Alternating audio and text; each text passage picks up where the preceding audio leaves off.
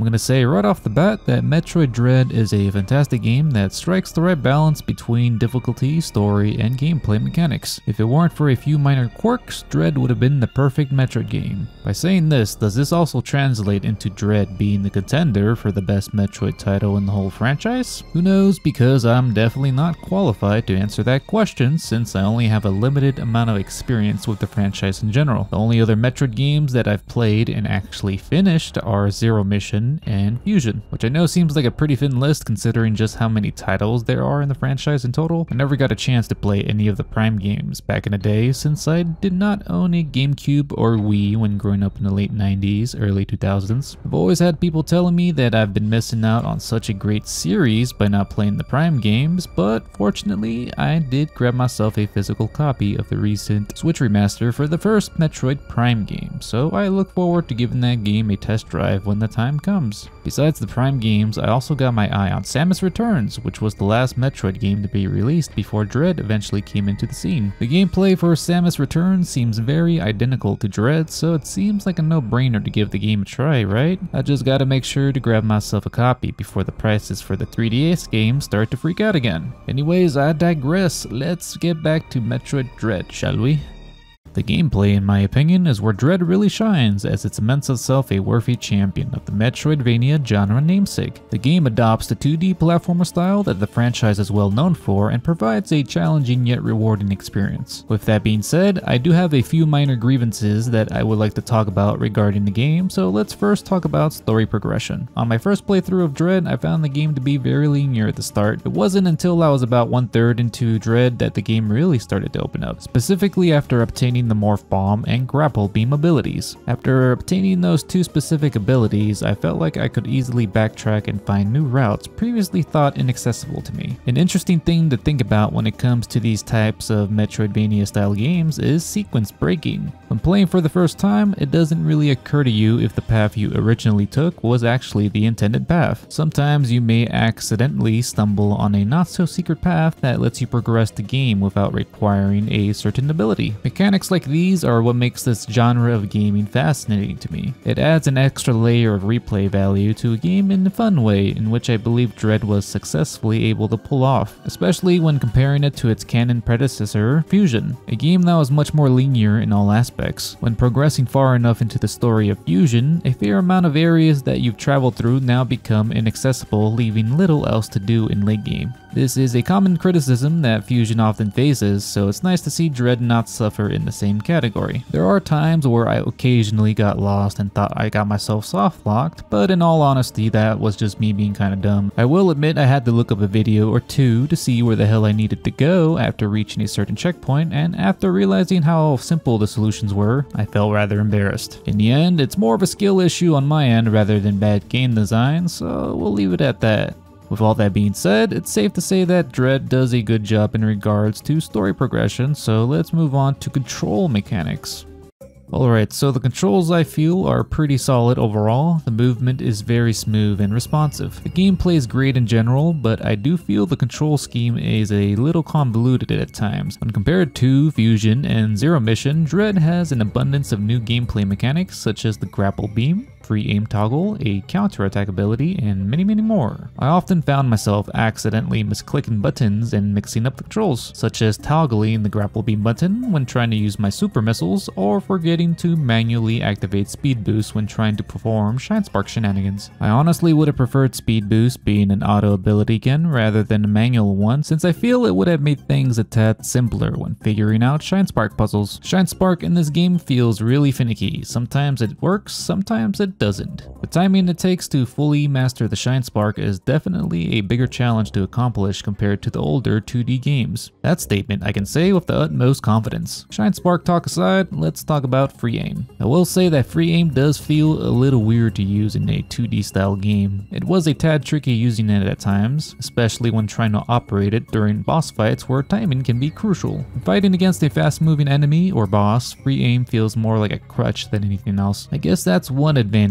of having a bumper trigger for diagonal aim the older handheld games had, but it all comes down to preference in the end, really.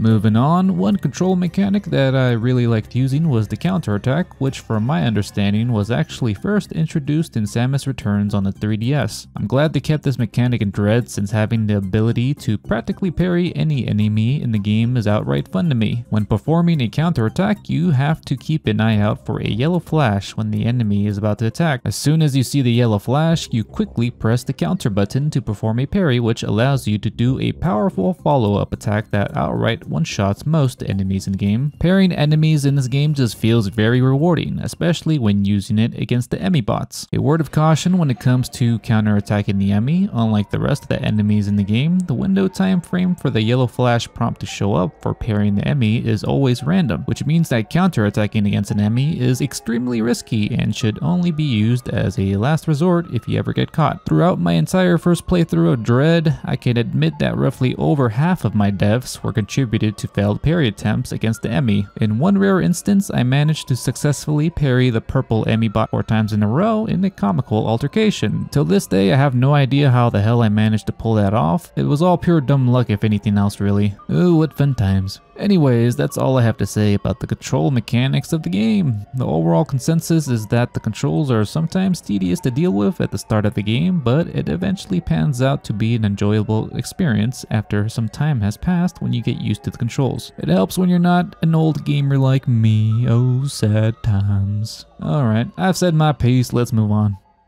Alright, it's story time. Dread starts off with a cutscene that summarizes the events that transpired in Metroid Fusion. In Fusion, Samus encounters a gelatinous specimen known as the X, which is a parasitic abomination that can infect almost any living or dead organism. Once infecting a host, the X parasite assimilates and replicates the victim's form, copying both mind and body. Samus first encounters the X while partaking on a survey mission to the planet of SR-388, being completely unaware of just how dangerous these little vermin were. The lack of preparation on Samus's behalf proved to be fatal, as an X-parasite easily ambushes and infects her, nearly costing her life. Luckily for Samus, the X wasn't able to instantaneously assimilate her, since her power suit was able to protect her to some degree, buying herself valuable time for a cure to be produced by the Galactic Federation.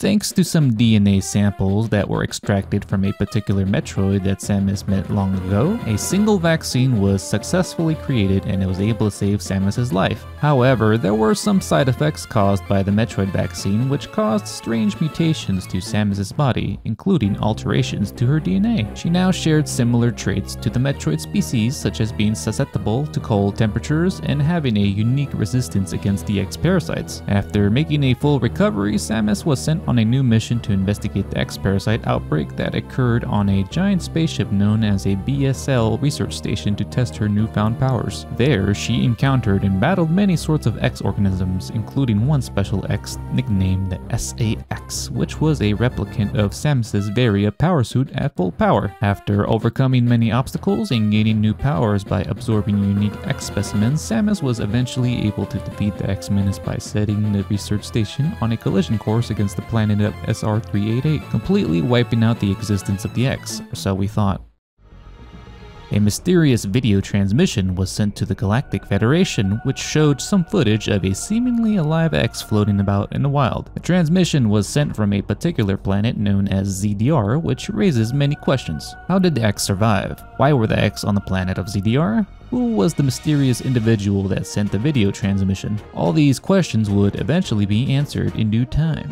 After the revelation of the X's apparent survival, the Galactic Federation's first response was to send a group of advanced research robots codenamed the Emmy, which specialized in extracting DNA from alien lifeforms, and were apparently made of the strongest stuff in the universe, according to Samus. After a team of 7 Emmy bots were deployed on ZDR, shortly sometime after, the bots suddenly lost contact with the Galactic Federation and just mysteriously disappeared. The folks at the Galactic Federation then realized that the situation has grown dire and decide to contract bounty hunter Samus Aran to investigate the situation on ZDR. After receiving a mission debrief from her ship's AI companion Adam, in which he expresses his grievances to Samus about the risk and reward factors of the mission, Samus eventually arrives and lands on the surface of ZDR. Soon after, she encounters an unknown Chozo clad in a power suit similar to hers. The Chozo warrior challenges her to a battle and ends up defeating Samus without much of an effort, causing Samus to eventually pass out from the confrontation. After some time has passed, Samus regains consciousness and realizes that most of her previous power suit abilities are gone and have reverted to a blank slate. Samus once again finds herself at the front line against an enemy unknown that could potentially spell doom for the galaxy if she were to fail.